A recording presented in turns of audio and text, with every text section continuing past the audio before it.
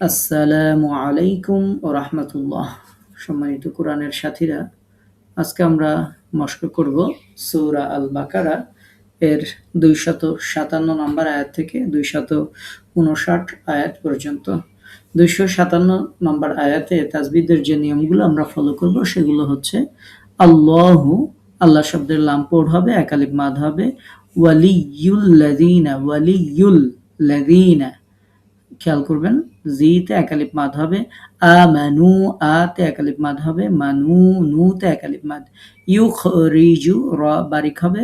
জুহুম, মিমে ইদগামের গুন্না। মিনাজ যুলুমাতি, মাতে এক আলিফ মাদ। ইলান, ওয়াজিব গুন্না। নুনে নূর, নুতে আমরা 3 আলিফ টানবো, রতে সাকিন দিয়ে অক্ফ করব এবং র হরফকে পুরো পড়ব। ওয়াল্লাযীনা কাফারু, ওয়াল্লাযীনা, যিতে এক আলিফ মাদ হবে। কাফারু, রুতে 3 আলিফ মাদ। আউলিয়া, আউলিয়া, ইয়াতে 4 আলিফ মাদ। উহুমুত তাগুতু, ততে এক আলিফ মাদ। গুতে এক আলিফ মাদ। তু। ইউখরিজু, ইউখরি, র বারিক হবে। জু এক আলিফ মাদ। নাহুম, মিম সাকিনের ইদগাম। মিনান, ওয়াজিব গুনা নুনে। নূরি, নুতে এক আলিফ মাদ। রি, ইল, র বারিক হবে। ইলা যুলুমাতি, ইলা যুলুমাতি, মাতে 3 আলিফ মাদ হবে। তায়ে সাকিন দিয়ে আমরা অক্ফ করব। উলাইকা, লাতে 4 আলিফ মাদ। আসহাবুন, আস, সাদ পড় হবে। হা এক আলিফ মাদ হবে। বুন, নুনে ওয়াজিব গুন্না। না তে 3 আলিফ মাদ। রি আছে, এখানে রতে আমরা সাকিন দিয়ে পড়ব, র পুর পড়ব। হুম ফিহা, ফিতে এক আলিফ মাদ। হা এক আলিফ মাদ। খালিদুন, খাতে এক আলিফ মাদ। লি দুন, দুতে 3 আলিফ মাদ। নুনে সাকিন দিয়ে আমরা অক্ফ করব। তাহলে আমরা এই আয়াতটাকে পড়ব এভাবে। আল্লাহু ওয়ালিয়ুল্লাযীনা আমানু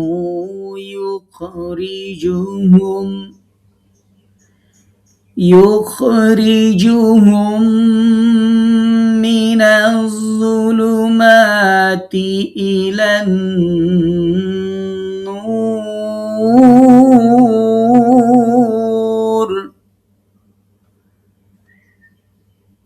والذين كفروا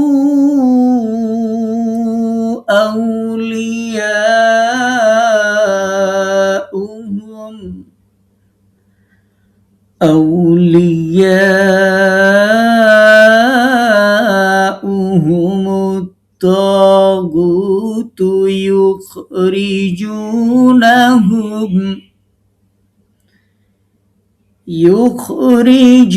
يخرجونهم من النور إلى الظلمات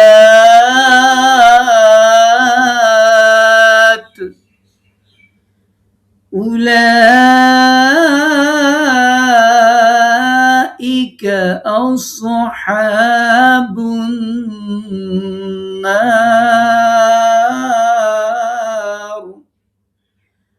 هم فيها خالدون।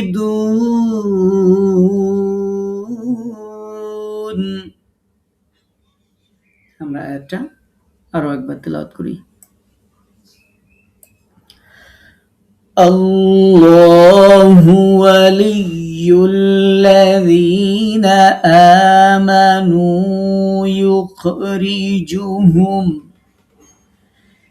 يخرجهم من الظلمات إلى النور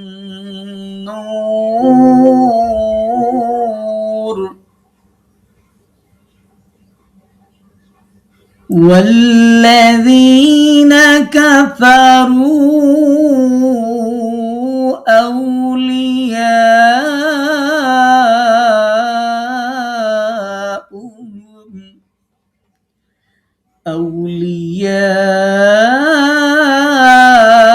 أولياؤهم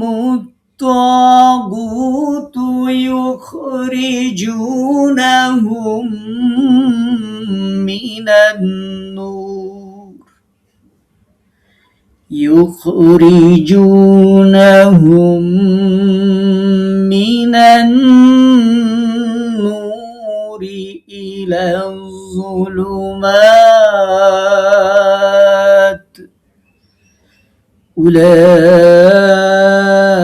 أولئك أصحاب النار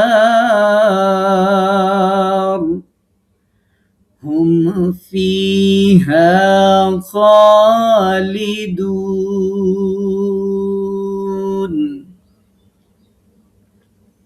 এরপরে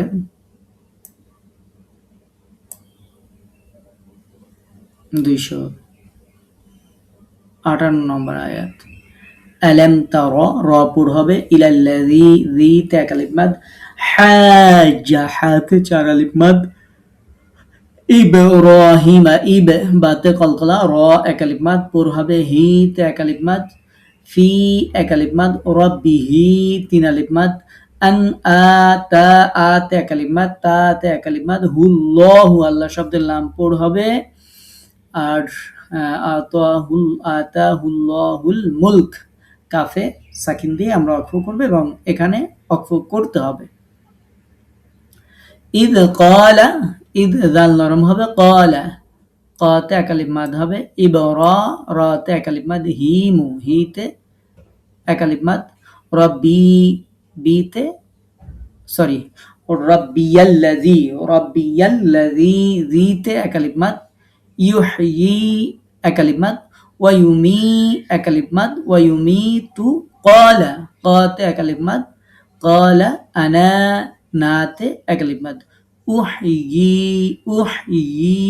ইতে এক আলিফ মাদ ওয়া উমিত মিতে তিন আলিফ মাদ হবে তায়ে সাকিন দিয়ে অক্ষ করতে হবে তাহলে আমরা আয়াতের এই অংশটুকু যতটুকু বললাম এই অংশটুকু আমরা একটু তেলাওয়াত করি ألم تر إلى الذي حاج إبراهيم في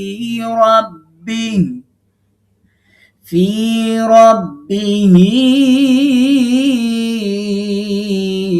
أن آتاه الله الملك إذ قال إبراهيم ربي الذي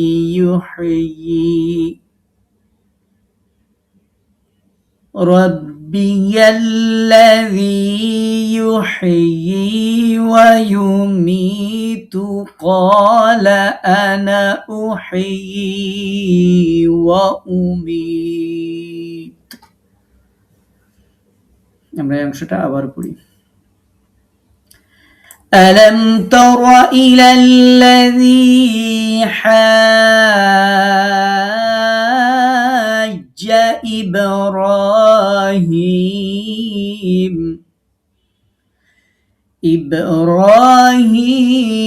في ربه أن آتاه الله الملك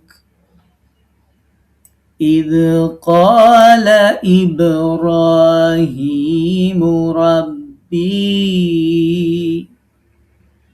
ربي الذي يحيي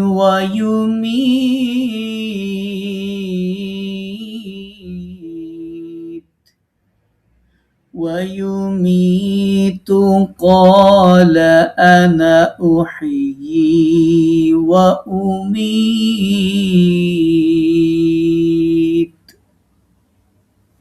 এরপর অংশ قال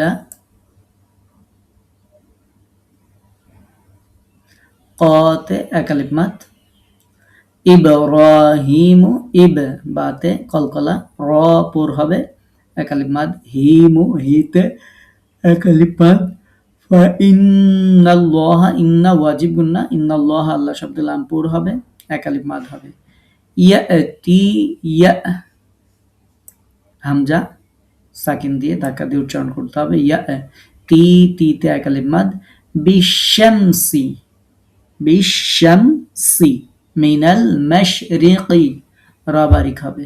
ফাতি ফাতি, হ্যাঁ খেয়াল করে উচ্চারণ করবেন। বিহা এক আলিফ মাদ। মিনাল মাগরিবি মিনাল মাগরিবি রা বারিক হবে।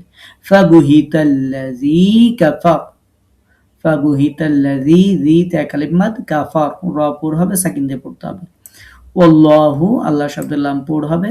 লা ইয়াহদি লা তে এক আলিফ মাদ, ইয়াহদিল কওমা যালিমিন যা তে এক আলিফ মাদ, মি তে তিন আলিফ মাদ, নুনে সাকিন দিয়ে ওয়াকফ করতে হবে। তাহলে এই অংশটুকু পড়তে হবে এভাবে। قال إبراهيم فإن الله يأتي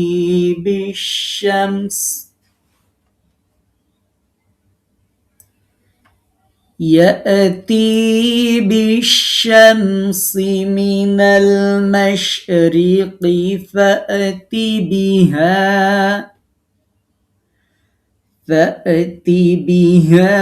من المغرب فبهت الذي كفر والله لا يهدي القوم الظالمين। আমরা আবারও এটুকু পড়ি। قال إبراهيم فإن الله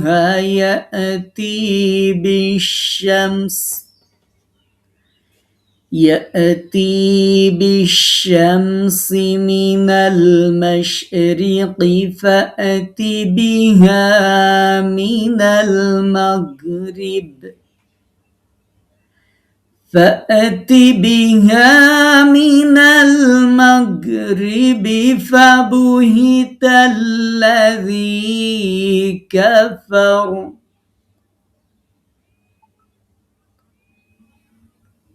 والله لا يهدي القوم الظالمين।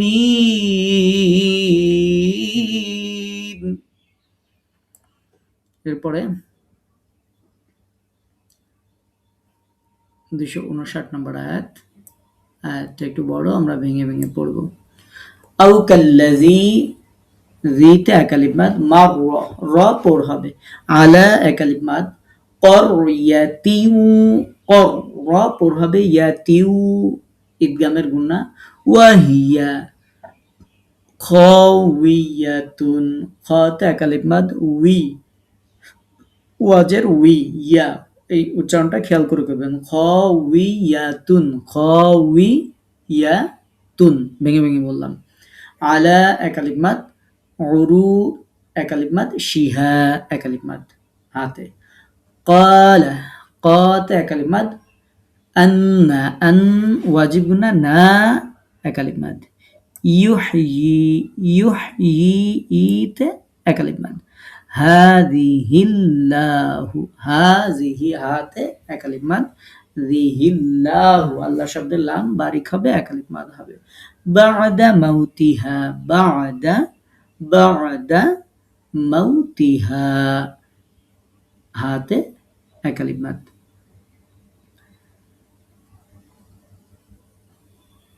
আমরা এই পর্যন্ত এটুকু আগে প্র্যাকটিস করি, তারপর একটু পরে। أو كالذي مر على قرية وهي خاوية على عروشها قال أنى يحيي هذه الله بعد موتها। আমরা এটুকু আবারও পড়ি। أو كالذي مر على قرية وهي خاوية على عروشها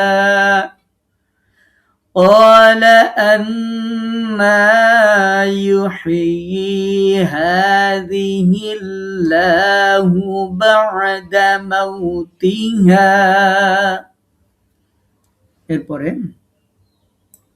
ফাআমাতাহুল্লাহু একালিফ মাদ তাহুল্লাহু আল্লাহ শব্দের লাম পড় হবে একালিফ মাদ হবে মিআতা মিআতা আমিন আতে একালিফ মাদ মিউ ইকফা গুন্না সুম্মা ওয়াজিব গুন্না বাআসা থামলে হাতে সাকিন দেব না থামলে হাতে উল্টা পেশ একালিফ মাদ হবে ক্বালা কতে একালিফ মাদ কাম লাবিস্তা যদি মিলা পড়ি লাবিস্তা থামলে লাবিস্ত তো এখানে প্রয়োজন আমরা বাআসা এখানে থামবো পরেরটা মিলায় পড়ার চেষ্টা করব যদি উচ্চারণে কঠিন হয় ক্বালা কতে একালিফ মাদ লাবিস্তু ইয়াওমান আও বা'দা ইয়াওম এই ইয়াউতে মাদলিন আমরা দুই আলিফ টেনে পড়ব মিমে সাকিন দিয়ে অক্ফ করব তাহলে এই ছোট্ট অংশটা আমরা তেলাওয়াত করি فأماته الله 100 عام ثم بعثه قال كم لبثت قال لبثت يوما أو بعض يوم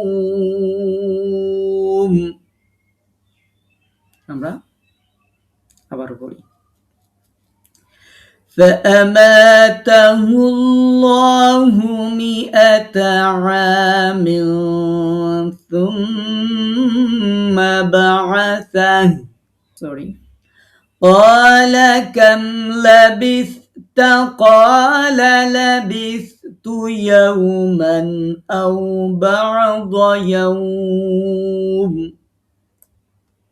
এরপর অংশ قال قافه একালিফ মাদ بل لبثت مئة عام عات একালিফ মাদ মিউ ইকফা গুন্না ফাউ ইকফা গুন্না জোর রা পড় হবে ইলা একালিফ মাদ তোআ আতে একালিফ মাদ মিকা ওয়া শারা রাতে একালিফ মাদ বিকা লাম ইয়াতাসান নুনে ওয়াজিব গুন্না না হাতে সাকিন দিয়াই আছে অক্ফ করলো এভাবে পড়তে হবে ওয়ানজুর নুনে ইকফা গুন্না জুর রা পড় হবে ইলা একালিফ মাদ হিমারিকা মাতে একালিফ মাদ ওয়ালিনাজআলাকা নাজি জিমে কলকলা আলাকা আয়াতাল লিন্নাস একালিফ মাদ ইয়াতাল লিন ওয়াজিব গুন্না না তে একালিফ মাদ নাসি ওয়ানজুর নুনে ইকফা গুন্না ইলা ওয়ানজুর রা পড় হবে ইলাল ইযামি যাতে একালিফ মাদ কাইফা দ্রুত পড়তে হবে নু ইকফা গুন্না শিজুহা একালিফ মাদ তুম্মা ওয়াজিব গুন্না নাকসুহা নাকসুতে একালিফ মাদ হা একালিফ মাদ লাহমা মাতে একালিফ মাদ তাহলে আমরা এই 3 লাইন আগে পড়ে ফেলি তারপরে শেষের লাইন পড়ব قال بل لبثت 100 عام فانظر إلى طعامك وشرابك لم يتسنه এই অংশটুকু আবার পড়ি قال بل لبثت 100 عام فانظر إلى طعامك وشرابك لم يتسنه وانظر إلى حمارك ولنجعلك آية للناس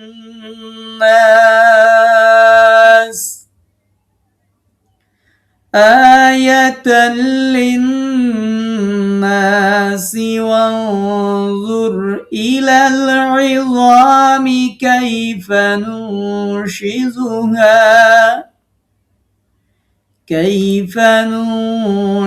ننشزها ثم نكسوها لحما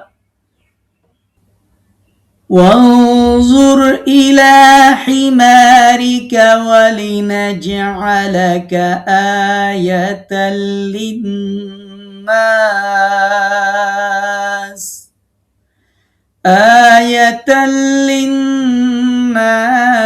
وانظر إلى العظام كيف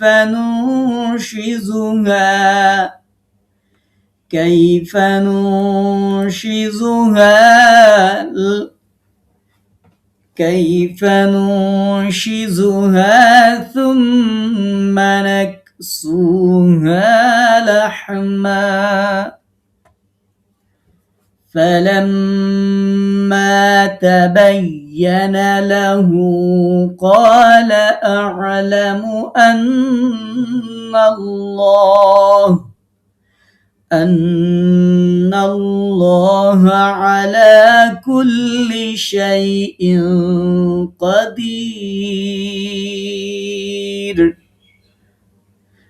فلما تبين له قال أعلم